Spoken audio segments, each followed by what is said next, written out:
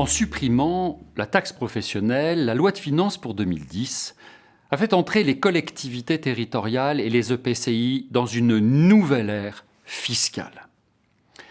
Il n'est pas trop fort d'affirmer que la simplicité de l'objectif de suppression de cette recette fiscale mise en place en 1976 est inversement proportionnelle à la complexité du nouveau dispositif.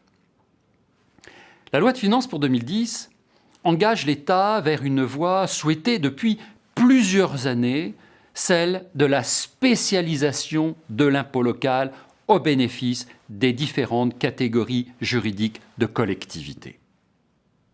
La compensation des pertes de recettes de taxes professionnelles a suivi un dispositif bien précis. L'État a tout d'abord renoncé à une partie de la couverture des frais de gestion de la fiscalité locale. Pour 100 € gérés par l'État, 8 € étaient prélevés pour rémunération au titre des services rendus. Rémunération des comptables, affranchissement des rôles nominatifs, le cas échéant, certains contentieux. Désormais, l'État ne se rémunère plus que 3. Les 5 autres euros sont désormais laissés aux collectivités territoriales. L'État a procédé également à la fiscalité transférée. Tout comme en 1982, l'État a abandonné aux collectivités certaines de ses ressources fiscales. La taxe sur les surfaces commerciales. Cette taxe a été réservée aux seules communes. L'État a abandonné aux seuls départements les droits de mutation à titre onéreux.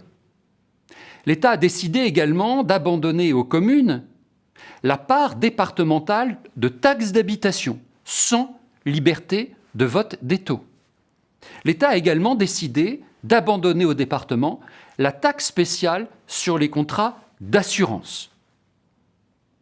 Par ailleurs, l'État a créé de nouveaux impôts, imprégnés, eux aussi, de la spécialisation. L'État a créé une taxe additionnelle à la taxe foncière sur les propriétés non bâties, affectée aux seules communes.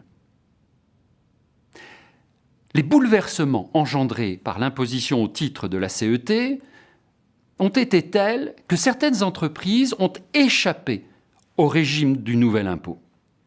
Ces entreprises étaient essentiellement des entreprises de réseau. L'État a ainsi créé toute une série de nouveaux impôts appelés les impositions forfaitaires sur les entreprises de réseau. Parmi ces impôts, on trouve les IFER sur les installations terrestres de production d'électricité utilisant l'énergie mécanique du vent et sur les installations de production d'électricité utilisant l'énergie mécanique des courants situés dans les eaux intérieures ou les mers territoriales. On trouve l'IFER sur les installations de production d'électricité d'origine nucléaire ou thermique à flamme. On trouve l'IFER sur les centrales de production d'énergie électrique d'origine photovoltaïque ou hydraulique. L'IFER sur les transformateurs électriques, l'IFER sur les stations radioélectriques, l'IFER sur les installations de gaz naturel liquéfié, les stockages souterrains de gaz naturel, sur les canalisations de transport de gaz naturel, sur les stations de compression du réseau de transport de gaz naturel et les canalisations de transport d'autres hydrocarbures. On trouve l'IFER sur le matériel roulant utilisé sur le réseau ferré national pour les opérations de transport de voyageurs. L'IFER sur le matériel roulant utilisé pour le transport de voyageurs en Île-de-France. Enfin, l'IFER sur les répartiteurs principaux de la boucle locale cuivre et les unités de raccordement d'abonnés et les cartes d'abonnés du réseau téléphonique commuté. Tout ce dispositif n'a pas permis, après la réforme, de recouvrer toutes les recettes qui bénéficiaient aux collectivités territoriales avant les réformes. Il a été en effet plus perdu de ressources qu'il en a été créé. C'est la raison pour laquelle l'État, dans la loi de finances pour 2010, a mis en place 2 nouveaux outils de compensation du manque à gagner. le Fonds national de garantie individuelle des ressources, appelé FNGIR, et la dotation de compensation de réforme de taxes professionnelles, appelée DCRTP.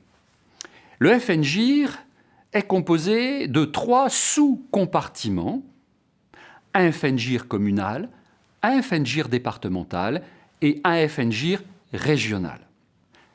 Chacun de ces compartiments a pour mission de récupérer auprès des collectivités gagnantes le volume de ressources trop perçues pour qu'il soit reversé aux collectivités perdantes. Dans la mesure où il a été moins perçu de ressources après la réforme qu'avant la réforme, les volumes de recettes prélevés dans chacun des FNGIR n'a pas suffi à couvrir le manque de recettes.